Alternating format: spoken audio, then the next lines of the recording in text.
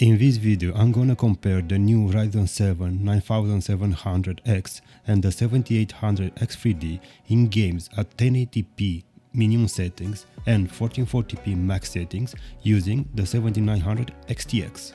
For this comparison, I have applied the latest Windows 11 patch that improves the performance for the 7000 and 9000 series CPUs alongside memories set to 6200 CL30 with Infinity Fabric set to 2067 MHz. The memory timings are on the screen right now. I'm using 1080p low settings to bypass any GPU limitation that the 7900 XTX can have when using ray tracing, and 1440p max settings to see if it makes any sense to stress too much about CPUs when you are GPU limited.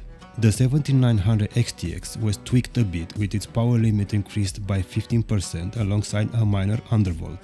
The 9700X was tested at its launch power limit, that is 65 watts, as the 105 power limit official BIOS was not available.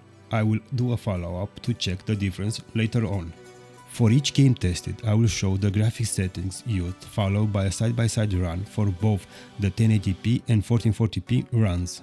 Before moving forward, if you are a PC enthusiast, drop a comment below and consider subscribing to the channel, thus helping the channel get noticed by the YouTube algorithm.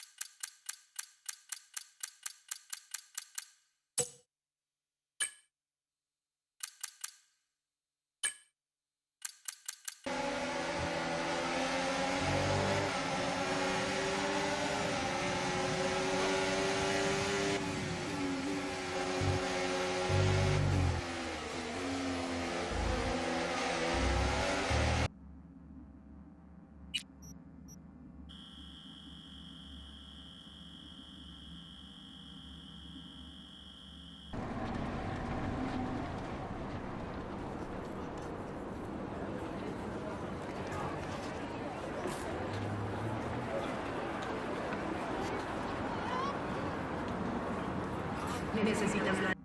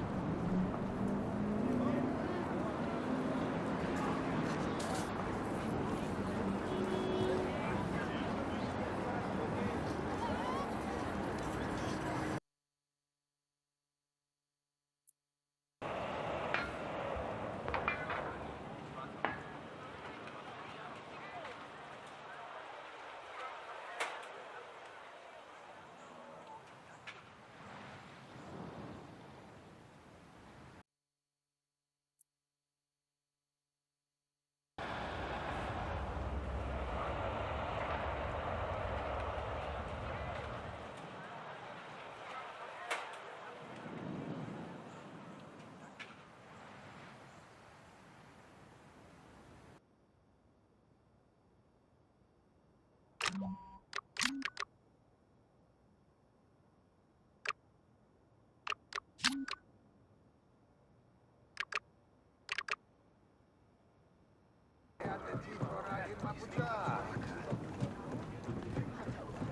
on the Holland news, a rebel insurgency group was arrested on Janassa for planning an attack on an Imperial navy. ISB reports the group.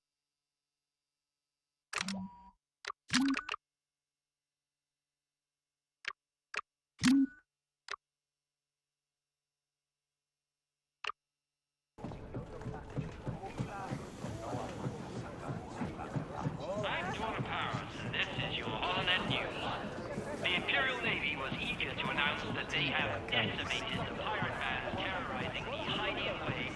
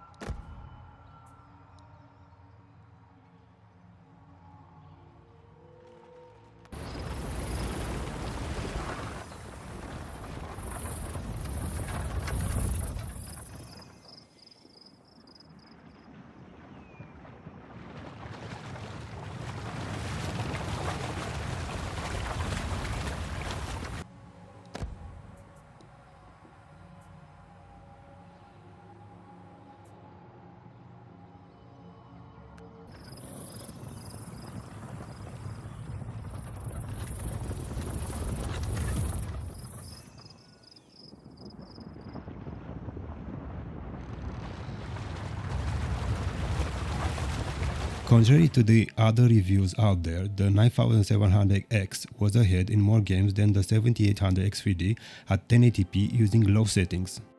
It delivered better results in Fortnite, Alan Wake 2, Anno 1800, Star Wars Outlaws, and Company of Heroes 3, while in Black Myth Wukong I forgot to check the results for the 7800X3D. The 7800X3D posted wins in Cyberpunk 2077 and F1 24, but in the latter having just a minor lead. It seems that using minimum settings at 1080p we can see that having higher clock speeds help a lot more than having more cache. The 3D V-Cache CPU shines when we have a lot happening on the screen or in games that need more cache, like the likes of Cyberpunk 2077. Keep in mind that for most competitive games, using low settings, having a higher single core frequency helps more than cache. When we move to the 1440p max settings result, we can see that most games are GPU bound except one, Company of Heroes 3. In this game, as there is a lot happening in the benchmark, like explosions combined with a lot of units in the scene, the 7800X3D takes the lead as the bigger L3 cache helps. All other results are within margin of errors. At this resolution and settings, especially in complex scenes, having more cache is always better. So why do I have different results than most if not all other reviewers? For starters, I used memory kits that are clocked at 6200 C30 with the Infinity Fabric set to 2067, as most if not all were using C30 6000 kits. The testing setup helps a bit more the non-3D V-cache CPUs, as having higher speed kits with lower latency will mitigate the level 3 cache difference. I also tested with the latest Windows 11 updates, which brings a bit more performance uplift for the 9000 series when compared to the 7000 series from AMD. The other reviewers used different games than the one that I used, and to be honest, I was expecting for the 7800 X3D to have the lead at 1080p even with the ones tested. So what are my thoughts of the 9700X CPU? I think that this is a good CPU. It's really easy to cool, at least at its default power limit of 65 watts. Just look at the Fortnite CPU burn and run for all cores. There is an almost 20 degrees difference in temperature in favor of the 9700X, as even at 30 degrees room temperature it doesn't surpass 65 degrees using the liquid freezer free 240 ARGB AIO. Another thing is that it has a superior multi-core performance compared to the 7800 X3D, which will help with tasks outside gaming. To be honest, the AM5 competition comes from the 7700X that costs less. I would only choose the 9700X over the former if the price difference is minor. I still think that the 7800 X3D is a bit better, especially when you up the gaming settings.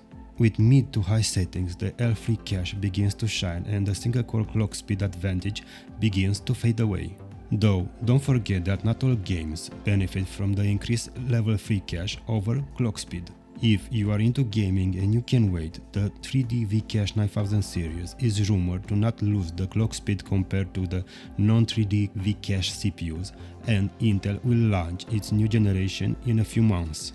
If you liked the video and found it useful, drop a comment below, hit the thumbs up button and subscribe to the channel, as I will check to see if using PBO with -30 for all cores brings any benefits, as well as if increasing the memory speed will add more performance.